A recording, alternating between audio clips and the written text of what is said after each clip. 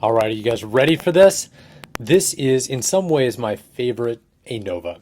And I'll talk about why that is in a case. But first of all, I just want to remind us where we started in the beginning of the semester by talking about within subjects, or what's sometimes referred to as repeated measures designs. So just recalling, what are these designs? These are the kind of designs in which every participant receives multiple treatments, and then each subject or participant is measured after each treatment. So for any given participant, we have multiple measures measuring the same thing, just after treatment 1, treatment 2, treatment 3, etc. So we'll give an example just to sort of work from here. Let's imagine we wanted to know how best to treat depression. And we had two different forms of treatment. We had Prozac, in other words, a selective serotonin reuptake inhibitor, an SSRI, or we have electroconvulsive therapy, sometimes referred to as shock therapy. Now, what we would want to do in a within subjects design is we would have each participant receive Prozac and then measure their level of depression. And then each participant would receive ECT, and then they'd measure their level of depression. And so in some ways, this kind of sounds like a blend of other models, especially the way we've set it up here. It kind of sounds like a simple experiment, except in this case, every participant is receiving, in this case, every treatment. Usually in a within subjects design, multiple treatments, sometimes every subject receives all the treatments. So why would we use this? Why would we do this instead of just sort of randomly assigning some people to get one treatment and some to get another? Why is it so awesome? In 3 words: power, power, and power. Statistical power. This is why within subjects design is so helpful. What we can find or detect with even a small number of participants is huge because of the statistical power. How is this? Well, remember, some of the places that error cropped in is from our pre-existing differences between groups. And so what within subjects designs do is to virtually eliminate pre-existing differences between groups. How can it do that? Well, it's because every participant in the Prozac group is also a participant in the ECT group. So we expect their pre-treatment scores to be identical or nearly identical. In other words, because they're the exact same people in each group, we expect similar non-treated scores, pre-existing scores. Now, because of this, because we can account for this variance, we can then more easily detect meaningful differences between treatment groups. Okay. So we'll talk in just a moment about why that's the case, and we'll try to narrow in on this. But for right now, what I want you to think about when you think about within subjects designs is the major pro is that they increase your statistical power significantly.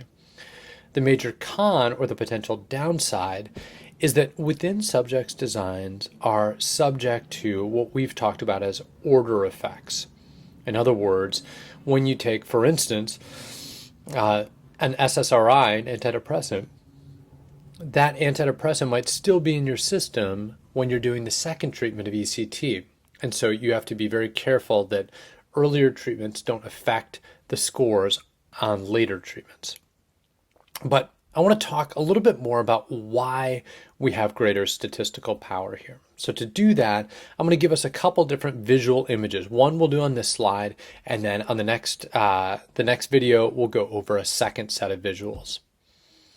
So first of all, before we do that, I want us to revisit and remember some definitions. By this point, I'm probably getting major groans because you've seen these definitions before, but it's always helpful to remember, first of all, what do we mean when we mean between group variance?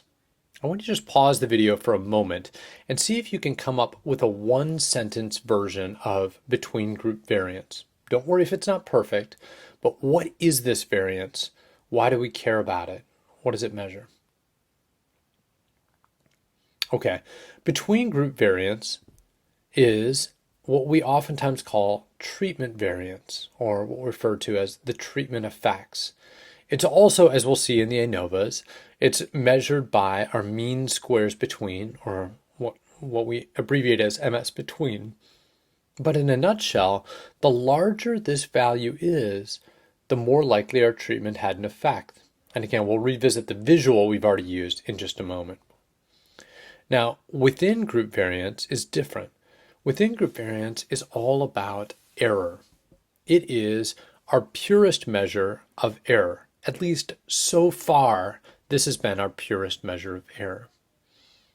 But when we use a within subjects design, and therefore a within subjects ANOVA, we can tell that these kind of within group variabilities come from at least two sources. One of them is random error, and by this we simply mean things we can't account for in our data set. We don't know why people differ in these ways. But another one, and one that we've always suspected, is that within group variance is due to pre-existing between subject differences, differences between people. Some people have higher levels of intelligence or lower levels of intelligence. Some people are morning people, other people are nighttime people. Some people had loving households, other people had scary or detached households. Ultimately, there's lots of things that affect us as individuals. So these individual differences is a lot of what's been driving our error variance as we've examined it previously. But with a within subjects design, we now have the ability statistically to account for these. Okay, so let me again sort of say the same thing, but I'm going to do it visually, and then we'll pause this video and we'll go on to the next video. So remember, just like in our between subjects ANOVA, the within subjects ANOVA is attempting to find differences between groups. For instance, as you recall, every group has a mean. So if we have three groups, then our ANOVA is seeking to ascertain how different these groups are from one another. We want to know the between group differences, or the between groups variability or variance. Again, to calculate between group variance, we need to first calculate the grand mean, which is the average of every single individual score, regardless of what group they're in. Finally, we calculate how far each group mean deviates from the grand mean. So our between groups variance is a summed estimate of how far away each of these group means is from the grand mean. So in a sense, these blocks represent the amount of between group variance. In other words, how much spread there is between groups or group means. Also, again, just like in previous ANOVAs, we then have to calculate the level of random error. So what we're going to do with a within groups analysis or within subjects analysis is to begin with within group error. However, unlike in between subject ANOVAs, when we're using the same subjects again and again and again, we know where some of this variance comes from. It comes from individual differences between people.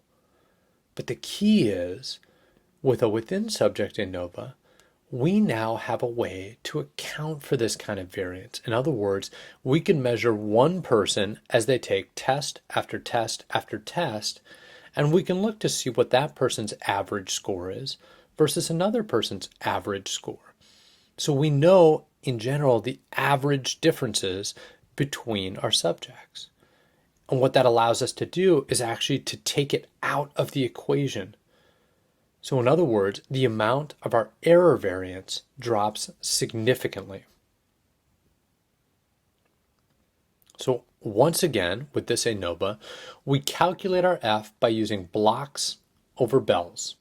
In other words, between group variance over error variance. However, now our bells have little bites taken out of them. In other words, we have less random error to deal with in a within subjects design than we do in a between subjects design, where all of those within group differences are error. So as we can see, if we reduce the amount of error by accounting for it, then we can increase our F value. In other words, as the bottom side of that ratio goes down, the overall ratio goes up. In this way, we gain more power to detect differences. Okay, but how do we do this? How do we take these magical bytes out of the bell? So in the next video, I'm going to actually walk through this with a very small data set and show you both visually and numerically how we account for those differences.